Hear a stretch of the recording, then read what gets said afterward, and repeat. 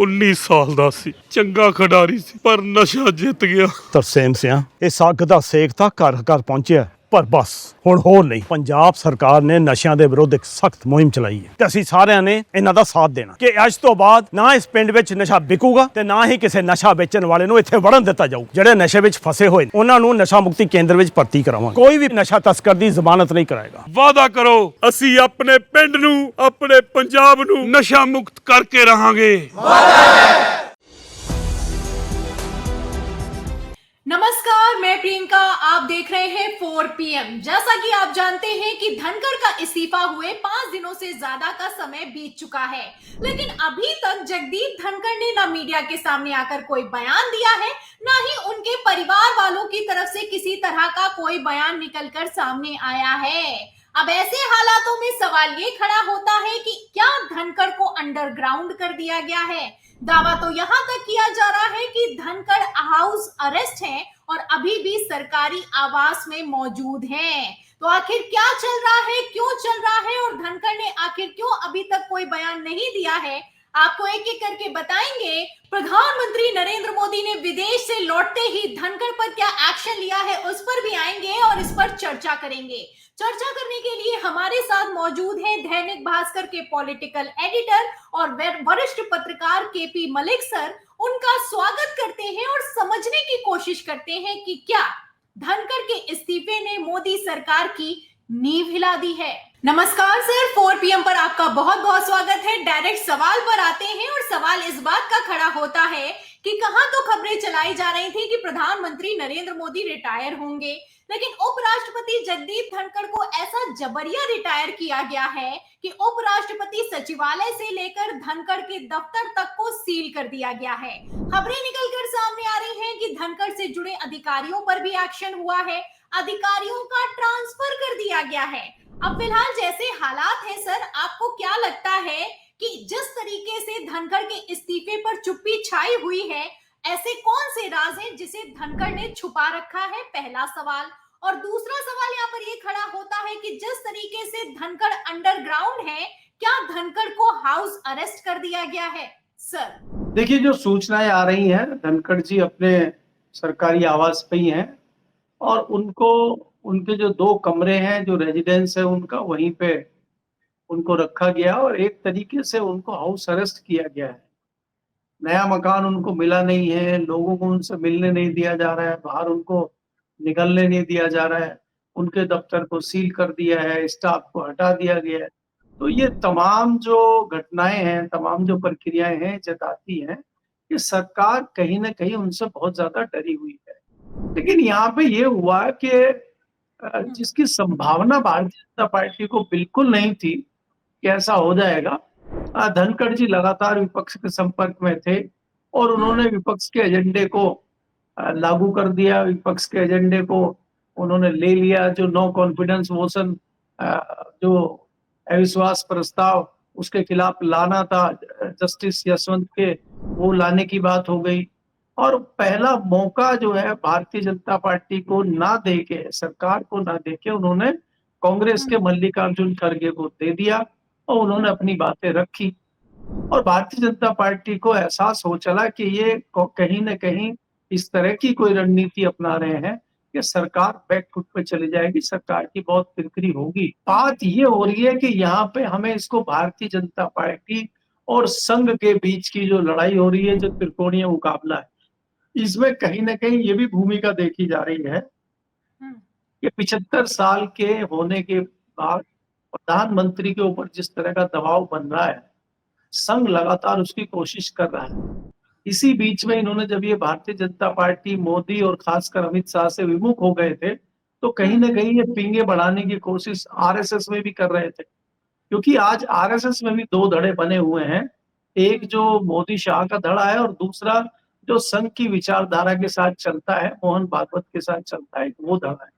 तो जो मोहन भागवत जी वाला धड़ा था, उसके संपर्क में कहीं ना कहीं किए थे, तो ये रणनीति चल रही थी। दूसरी चीज क्या है कि हम अब इसको तीसरे एंगल से भी देख रहे हैं कि अब जो आपदा भारतीय जनता पार्टी के ऊपर आई है, अब जो आपदा मोदी शाह के ऊपर आई है, संघ उसमें अवसर ढूंढ रहा है और संघ कोशिश कर रहा है कि जहां हम राष्ट्रीय अध्यक्ष की मांग कर रहे थे कि हमारे राष्ट्रीय अध्यक्ष संजय जोशी ही होंगे, सिर्फ आगे उन्हीं लोगों को जो है प्रमोशन किया जाएगा जो संघ की विचारधारा के, भारतीय जनता पार्टी की विचारधारा के लोग हैं। ऐसे में जो लोग अम्ब्रेला से उतर के आए हैं, दूसरी पार्टियों से अवसरवादिता के तहत आए हैं, उनको मौका ना दिया जाए। उनको अगर मौका भी देना है तो बड़े पदों पे ना बिठाया जाए। और इसके तहत अब खबरें ये हैं कि जो नया राष्ट्रपति बनेगा वो संघ की पसंद का, संघ की विचारधारा का बनेगा। जो भारतीय जनता पार्टी का राष्ट्रीय अध्यक्ष बनेगा उसको बनाने के लिए संघ ने एक दबाव मोदी शाह के ऊपर बना दिया है, तो वहां भी इनको झुकना पड़ेगा। तीसरी चीज ये है कि 74 साल के थे उपराष्ट्रपति, उनके इस्तीफा देने से ये भी एक 75 साल वाला दबाव बनेगा। तो इस सारी चीजों में मुझे मोदी जो है घिरे हुए नजर आते हैं और कहीं ना कहीं अपर हैंड राष्ट्रीय स्वयंसेवक संघ प्रमुख मोहन भागवत जी का नजर आ रहा है। सर, जैसा कि आपने बताया कि आरएसएस ने अब उपराष्ट्रपति के पद की उम्मीदवारी पर भी अपना दावा ठोक दिया है। आपको क्या लगता है सर? मैं आपका ट्वीट पढ़ रही थी, उसमें आपने वसुंधरा राजे का दावा किया है। और इसी के साथ सर, जैसे कि आप बात कर रहे हैं नाराजगी की, क्या इसी नाराजगी को साधने के लिए चारों तरफ बवाल खड़ा हुआ है? मीटिंग पर मीटिंग हो रही है लेकिन मीटिंग से कुछ निकल कर नहीं सामने आ रहा है। आपको क्या लगता है सर, क्या सांसदों का सपोर्ट धनखड़ की तरफ जा सकता है? क्या कुछ बड़ा भूचाल आने वाला है? क्योंकि प्रधानमंत्री नरेंद्र मोदी ने भी विदेश से वापस लौटते ही अचानक से मीटिंग बुला ली है। सर देखिए प्रियंका, मैंने आपके चैनल पे ही मानसून सत्र से पहले संजय शर्मा के साथ डिस्कशन में कहा था कि इस मानसून सेशन में बहुत बड़ी बड़ी चीजें होंगी, लेकिन इतनी बड़ी हो जाएंगी, इतनी जल्दी हो जाएंगी, इसका अंदेशा मुझे भी नहीं था। संसद सत्र के पहले ही दिन इतना बड़ा विकेट गिरना, इतनी बड़ी घटना होना हमें आश्चर्यचकित करता है। और इसलिए मैं अपनी बात पे कायम हूं कि जो बड़ी बड़ी घटनाएं होनी है अभी बहुत जल्दी, हो सकता है अगले हफ्ते भी एक आप बड़ी घटना देखेंगे। तो इस तरह की बड़ी घटनाएं आपको इस मानसून सत्र में दिखाई देंगी और मानसून सत्र के तत्काल बाद भी आप कई सारी चीजें देखेंगे। तो ये जो आपने सवाल पूछा है कि सांसदों के इस्तीफे, सांसदों के साथ, और विपक्ष को भी एक मौका मिल गया है इनकी खिंचाई करने का। तो जहां इस तरह की चीजें चल रही हैं आज, भारतीय जनता पार्टी हो या कांग्रेस हो, लगातार सियासत जिस तरीके से कर रहे हैं, जिस लेवल पे कर रहे हैं, पिछले 30 साल के इतिहास में मैंने पार्लियामेंट में देखा नहीं है। पार्लियामेंट में जिस प्रकार से चीजें हो गई हैं, छुपा के चीजें की जा रही हैं, कोई डिस्कशन नहीं है, किसी को कुछ पता नहीं है, तो ये कहीं ना कहीं लगता है कि लोकतंत्र में इस प्रकार से चीजें नहीं होनी चाहिए। थोड़ा सा उसको ओपन रखना चाहिए, डिस्कशन होना चाहिए। लेकिन इस पिछली 10 साल की सरकार में जो जो चीजें हमने देखी हैं वो ना इससे पहले देखी है हमने, और ना संभावना है कि इसके बाद देख पाएंगे। जी फिलहाल सर, विपक्ष ने तो मौके पर चौका मार दिया है। आपने जैसा कहा कि विपक्ष को खिंचाई करने का मौका मिल गया है, तो विपक्ष ने धनखड़ को एक न्योता भेजा है और कहा है कि हम आपका विदाई समारोह करेंगे और आप आइए। और इसी के साथ सर, पी चिदम्बरम का बयान भी निकलकर सामने आया है कि धनखड़ जी एक बड़ी पोल खोलने वाले थे, इसीलिए उनका इस्तीफा हो गया, इसीलिए उनको फेयरवेल नहीं दिया गया, क्योंकि संघ भी चुप है और सरकार भी मौन है। कुछ बड़ा खेल है। आपको क्या लगता है सर, कितना बड़ा खेल है और कांग्रेस किस तरफ इशारा कर रही है? सर इसमें कोई दो राय नहीं है कि भारतीय जनता पार्टी की मोदी सरकार को कांग्रेस की या खासकर विपक्ष की तरफ से ये एक बड़ा झटका है।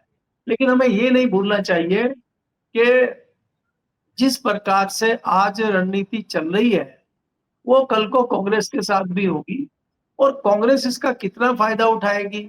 आज आप उनका फेयरवेल करने की बात कर रहे हैं, अगर आप उनका फेयरवेल करने की बात कर रहे हैं, वो तो जब होगा होगा, और फेयरवेल तो तब होगा जब वो उसमें आएंगे, तो आप क्यों नहीं जा रहे हैं उनसे मिलने के लिए उनके घर पे? विपक्ष के तमाम लोग उपराष्ट्रपति के घर पे जाएं, और अगर उनको कोई नहीं मिलने दे रहा है तो भाई वो सब सांसद हैं और नेता हैं, अगर वो मीडिया भी जाएगा और मीडिया दिखाएगा कि इनको अंदर नहीं जाने दिया जा रहा है, तो खबरें बनेंगी, खबरें बाहर निकल के आएंगी।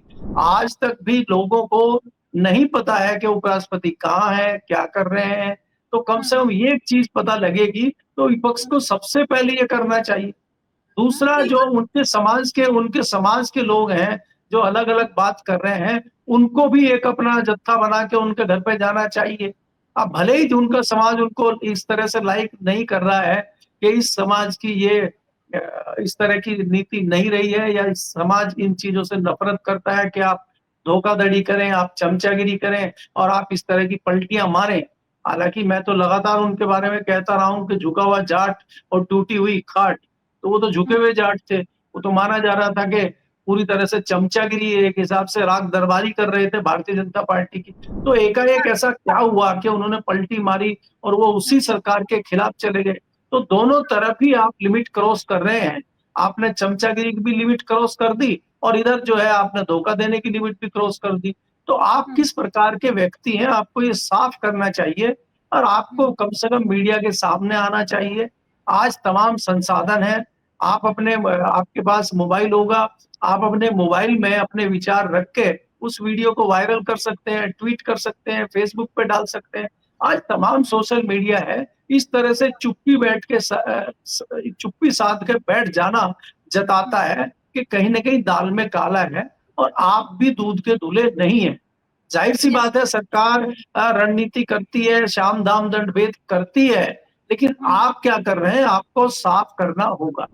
जी। बिल्कुल सर, दाल में कुछ काला नहीं, ऐसा लग रहा है पूरी की पूरी दाल ही काली है। जगदीप धनखड़ का इस तरीके से जाना, जगदीप धनखड़ को लेकर जैसा कि आपने कहा कि उन्होंने मोदी जी की चाटुकारिता में कुछ नहीं कोर कसर छोड़ी, लगातार नमस्कार कैसे करते थे, कैसे विपक्ष के सांसदों को सस्पेंड किया गया, कैसे विपक्ष को बोलने का मौका नहीं दिया गया और इकलौते उपराष्ट्रपति हैं जिनके खिलाफ अविश्वास प्रस्ताव तक आया। जैसा कि आपने कहा कि ये भारतीय जनता पार्टी ये किसी को नहीं छोड़ती और खिलाफत तो बिल्कुल बर्दाश्त नहीं करती। तो जिस तरीके से धनखड़ ने खिलाफत की है और धनखड़ का इस्तीफा हुआ है, जाहिर है कि धनखड़ को सामने आना चाहिए और सफाई देनी चाहिए, कम से कम जवाब तो देना चाहिए, बयान तो देना चाहिए। बहुत बहुत शुक्रिया सर, आपने जो हमें समय दिया, हमारे सवालों के जवाब दिए, हमसे बातचीत की, बहुत बहुत धन्यवाद आपका। तो सुना आपने, ये थे हमारे साथ वरिष्ठ पत्रकार और दैनिक भास्कर के political editor KP Malik sir. बड़े खुलासे किए हैं, कहना है कि धनखड़ को कम से कम बोलना तो चाहिए और क्यों नहीं बोल पा रहे हैं, सवाल खड़ा होता है। आपको बता दें, खबरें तो यहां तक निकलकर सामने आ रही हैं कि धनखड़ को हाउस अरेस्ट कर दिया गया है और धनखड़ अभी भी सरकारी आवास में मौजूद हैं। तो आखिर सरकारी आवास में धनखड़ ऐसा क्या कर रहे हैं और धनखड़ के पास ऐसे क्या राज हैं जिसे रोकने के लिए भारतीय जनता पार्टी ने अपना पूरा का पूरा सिस्टम लगा दिया है? इस सवाल के जवाब में, इस पूरी रिपोर्ट पर, इस पूरी चर्चा पर आपकी क्या राय है? क्या धनखड़ ने मोदी सरकार की नींव हिला दी है? जो भी आप सोचते हैं इस सवाल के जवाब में हमें कमेंट बॉक्स में जरूर लिखें। वीडियो को ज्यादा से ज्यादा शेयर करें, हमारे चैनल को लाइक करें, सब्सक्राइब करें, ज्वाइन करें। फिर मिलती हूँ अगली खबर के साथ, अगली चर्चा के साथ। तब तक के लिए धन्यवाद।